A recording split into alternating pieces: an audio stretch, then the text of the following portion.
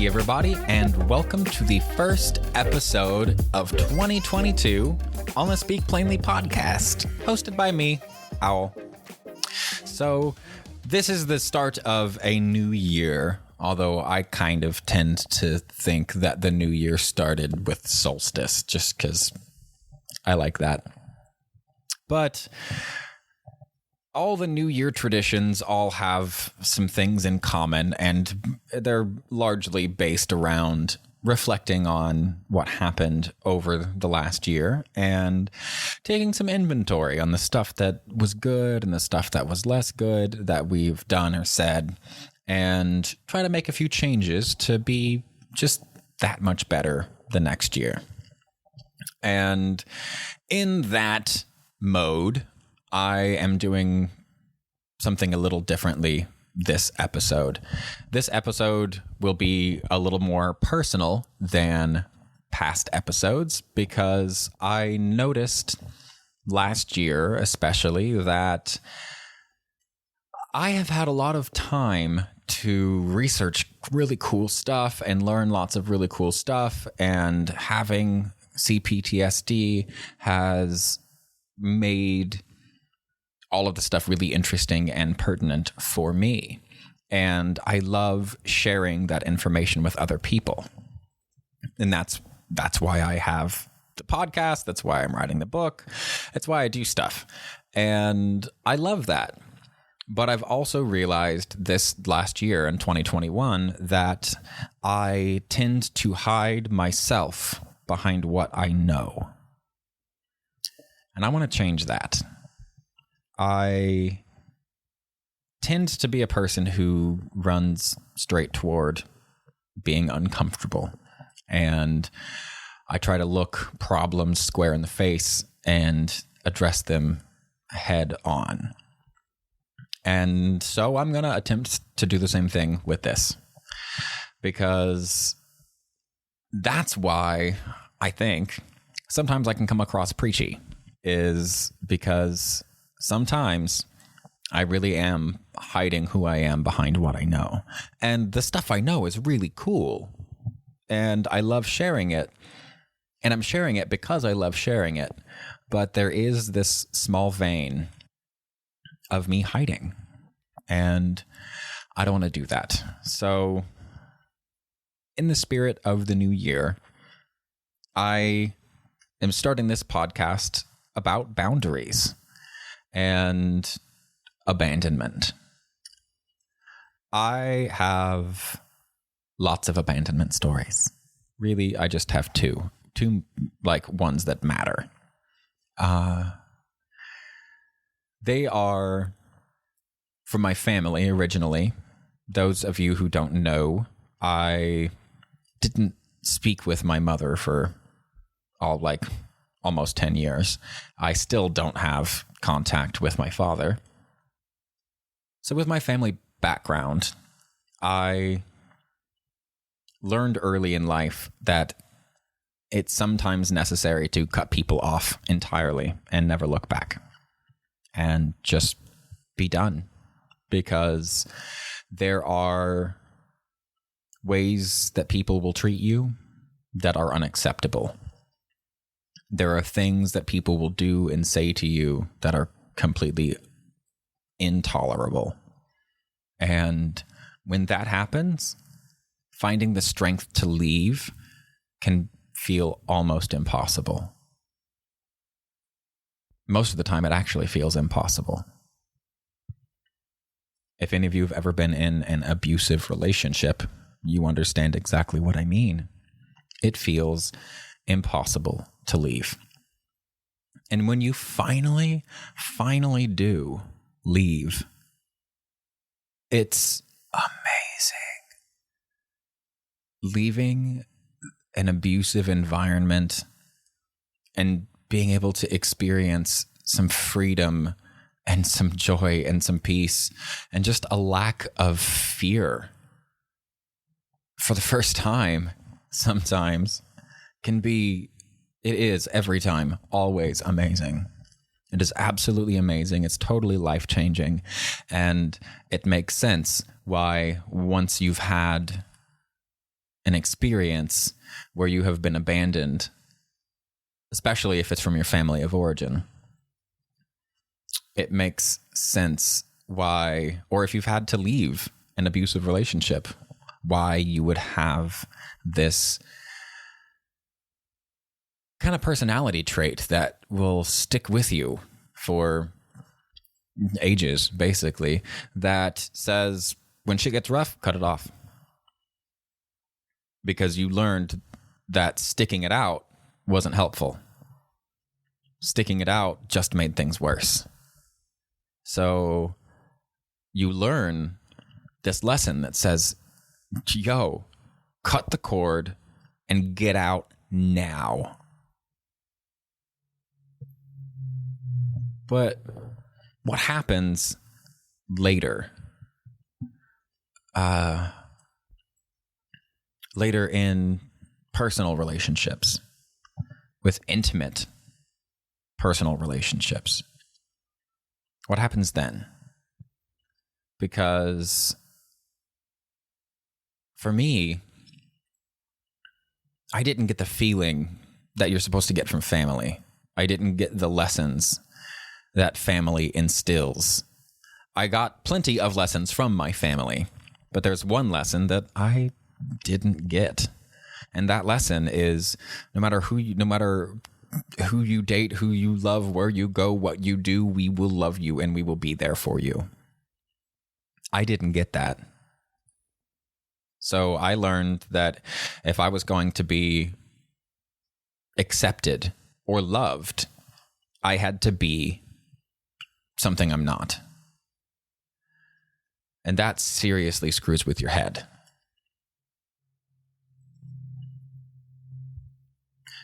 So later in life, I met this really wonderful, wonderful woman, and I dubbed her Kaya a long time ago. I'll leave her real name out. Because Kaya means eldest sister and wise and a bunch of things, actually, in a bunch of languages. It's a cool name and it describes her well, I believe. But she was the person that I met when I was, in high school. And I was friends with her daughters. And because we were the same age, the daughters. And we became best friends around the time my brother died and then my grandfather died. I was 19 years old. And we'd just known each other a little bit because I was friends with her daughters in junior high and high school. And we did after school stuff together and that sort of thing. So she knew who I was and she saw me working at a greenhouse and whatnot. And when my grandfather and my brother died and I wasn't able to be at either of my parents' house, I just had to find some way to be there. I lived with her for those stretches of time because I was in the military at the time, so I had to take leave. And I went home and I stayed with her because I wasn't welcome with my family. And that does a number on you. But she put everything into me. Over the course of the next 11 years, her and I became absolutely inseparable. We had plenty of fights, ups and downs, and we learned a lot. And as you can imagine, over 11 years with a 20-year age gap, we had lots of understandings and misunderstandings and things I didn't get that she helped me with and things that she didn't get that I helped her with. And it was a wonderful relationship. And she felt very badly for me for the abandonment that I had experienced. And she really, truly dedicated a huge chunk of her life in the same way that you would raise a child. She dedicated a huge chunk of her life to being my friend and to us being best friends. And we really, really were. We were absolutely best friends. I've never seen a connection like her and I had. And you fast forward a few years, 11 years, and something happened. And she cut me off.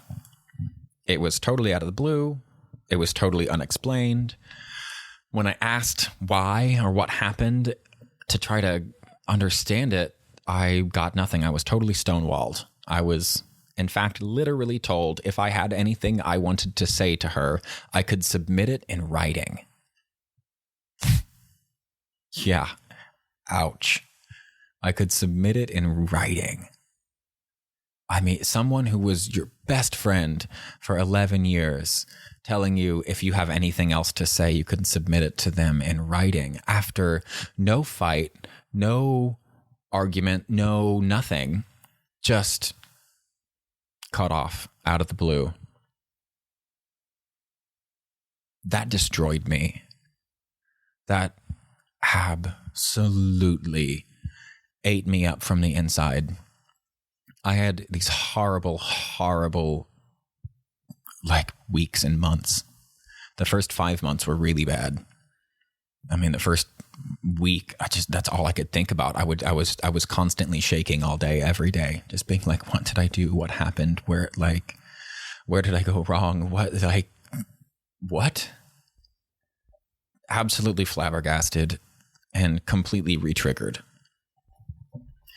I'm also an astrology guy, and I have a Cancer moon. And anybody who knows anything about astrology knows, like, that's what Cancers are the most afraid of. Cancer is all about family, and a family is all about preventing abandonment, because abandonment gets you killed as a human animal. In our modern world, it's a little bit different, but not much. So this feeling is so strong in me that I can't function for months. But there was a really important piece that it took years to really put together. And after a few years, like I constantly wondered what I did and what could have caused her to do that. Because holy shit, that hurt.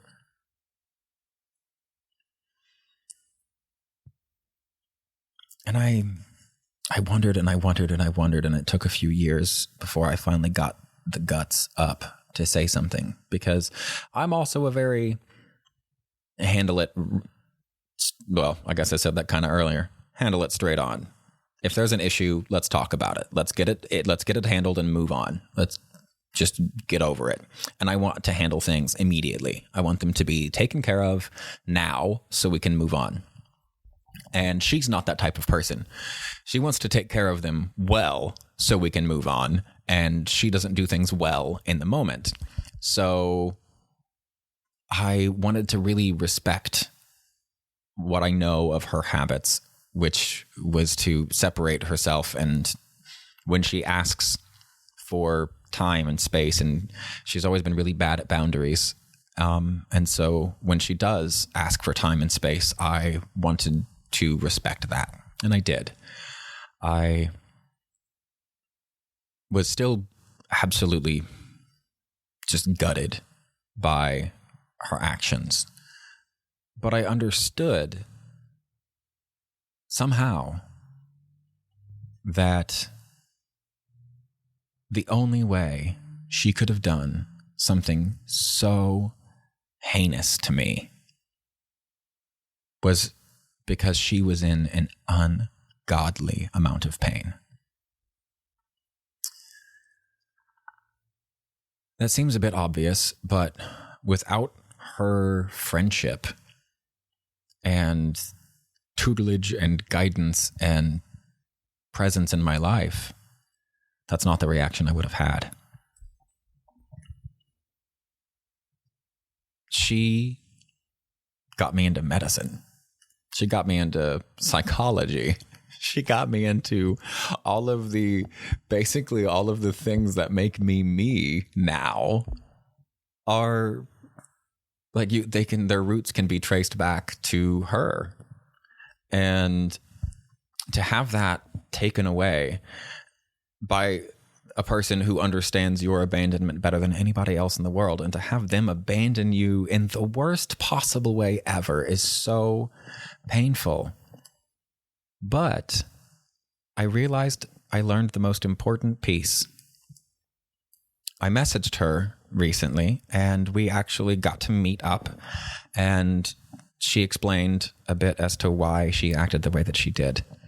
And she did send me a message just the other day, as I had been really wanting to around Christmas, but things were hectic and crazy, so I didn't get around to it, and I thought, well, that's fine. But I wanted to message before the new year, and so I pulled out my phone to get ready to go message her, and opened up Messenger and had a message from her, and it was a song that she showed me years ago with a simple message that said, that she just hoped for understanding. And I recognized something just then in that moment. She said, I hope for understanding. And the reason she said, I hope for understanding, is because she could never ask for forgiveness. I know this woman, and I know how hard she works to be as good of a person as she is. I know the trauma in her life, and I know her senses of value. And that message just made it so clear that she asked for understanding because she could never, ever bring herself to ask for forgiveness because of what she did. And here's where the story starts to get better. I told you we did meet up, and I did send her a message on the 31st, a nice big long message. And basically what I said is this amazing realization that I've had about abandonment and about boundaries. I was abandoned and abandoned my family early in life. And that was a painful lesson, but it was a powerful lesson. A powerful lesson of you deserve to be treated a certain way. You deserve respect. And if a person doesn't give you that, fuck them. Leave. But not everyone can be respectful all of the time. Life is complicated. Relationships are complicated. Each person's life is individually extremely complicated and dynamic. And I had moved through my entire life with this, I don't need nobody. And if you don't like me, or there's like our relationship gets too strenuous, bye. I'm done. I walk off. But here, this relationship, this got so painful, but I know its purpose, because here's the big kicker. I never once wondered if she loved me. That's not something I can even say about my family. Seriously, I never once questioned that she loved me. Not one time. I was pissed. I questioned why she was being such a bitch, why she could do all this, how in the hell she could act that way after all of this time. There was lots of anger and there was every kind of emotion under the sun simultaneously filling my body until I felt like I was going to explode and implode at the same time. But I never questioned her love for me.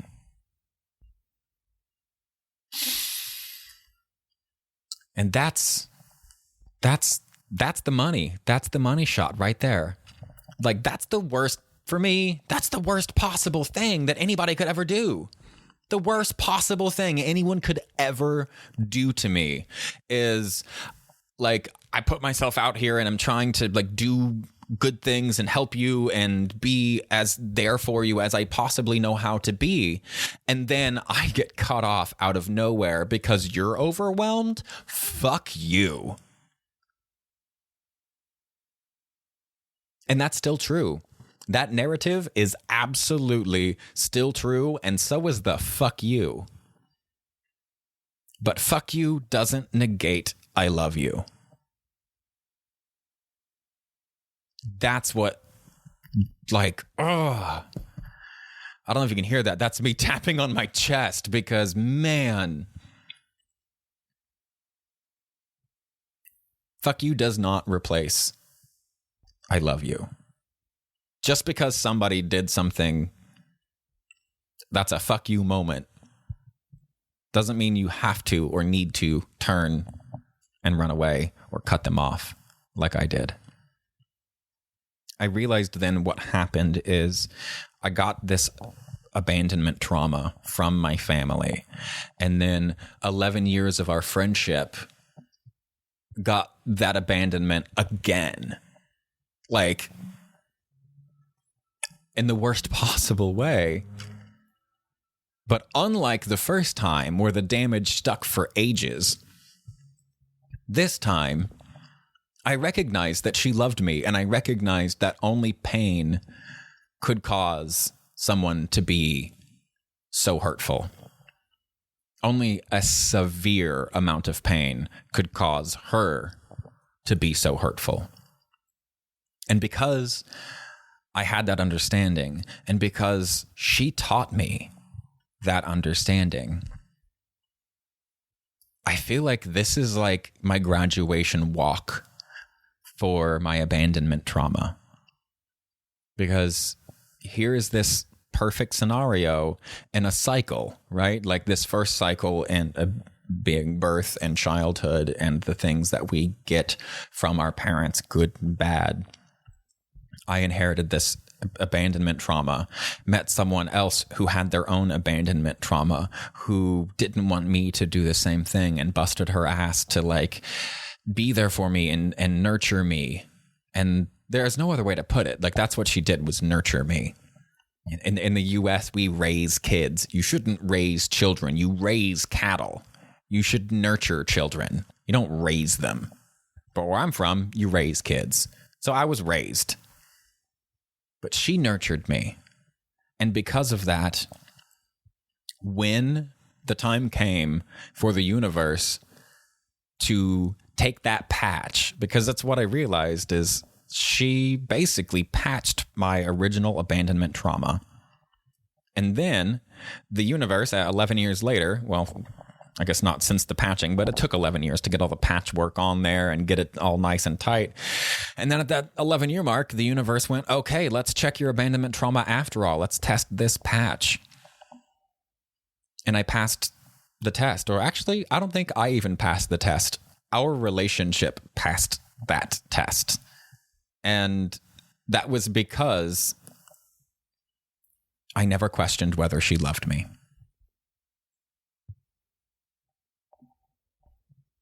So I just hope I can do the same thing for like ever, because I screw up a lot. I get mad. I get upset, and when I do, it's hard for me to come back. And I'm usually pretty good at removing myself from the situation and that sort of thing. But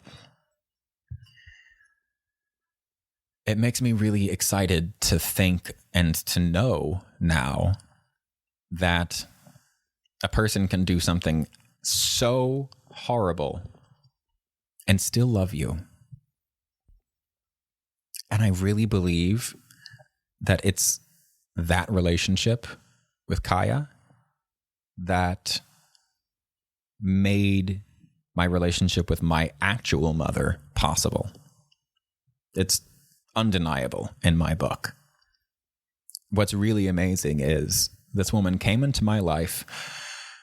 We were best friends, and then she abandoned me in the worst possible, most traumatic, like, fuck you kind of way.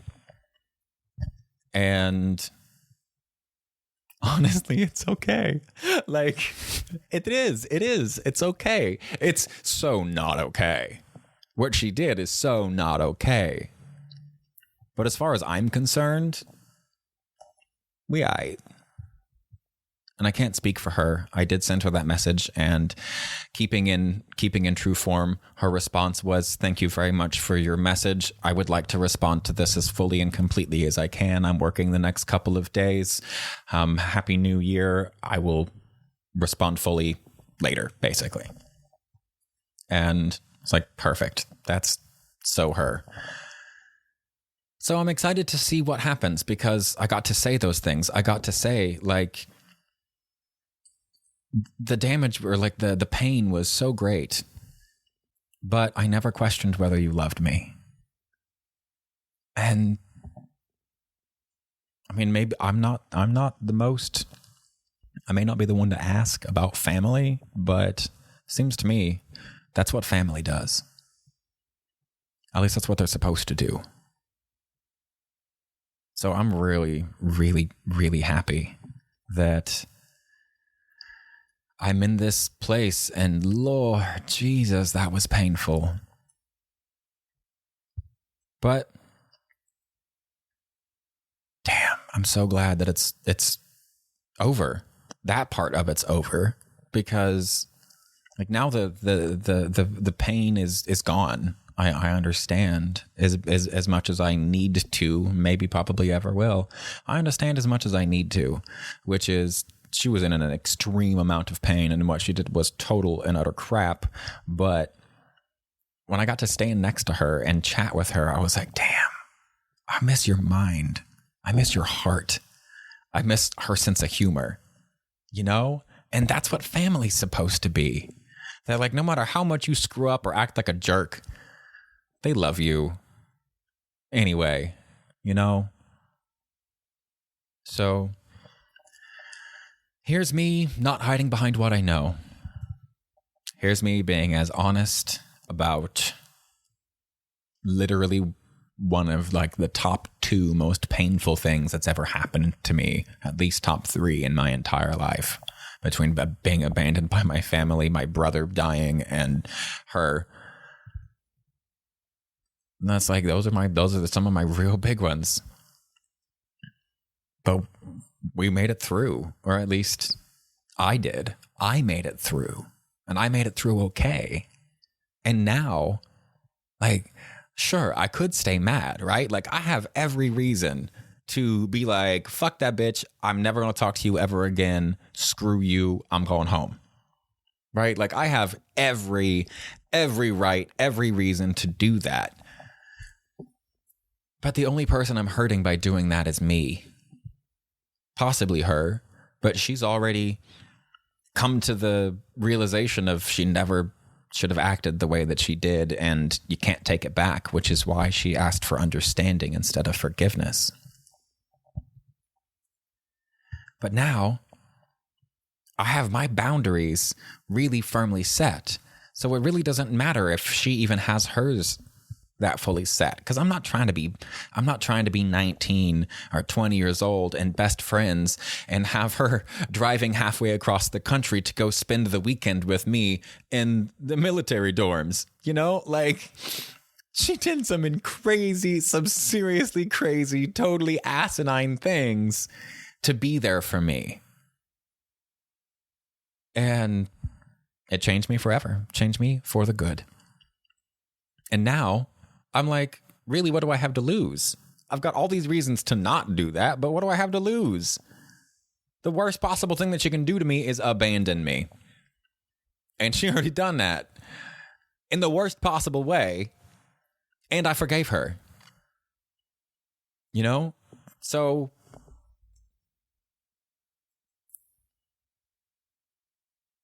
I have a desire to keep talking, but I really don't think there's anything else I need to say. I think I'm just talking, wanting to talk because I'm worked up, and that's what I do when I get worked up. So this is my day. This is the first podcast of 2022. And I really just wanted to be just as totally transparent as I possibly can today. I don't want to hide behind what I know. The reason people listen to what I know is because they know me. They see me. They feel me. They feel my energy and my presence. And there's something about me that people can connect with. And that's the only reason that they care what I have to say. It's not because what I say is unique or even profound. There's nothing new to be said under the face of the sun. But they listen because of me. So I'm going to honor that and honor my friends who have said a few things to me over the course of this year and be as vulnerable as I can. I mean, I try to, and I still, and I am much more vulnerable than I would say easily 80, 90% of the world because I purposefully try to do that and be that way. But in order to be really vulnerable, you have to have really good boundaries. So that's what I'm doing.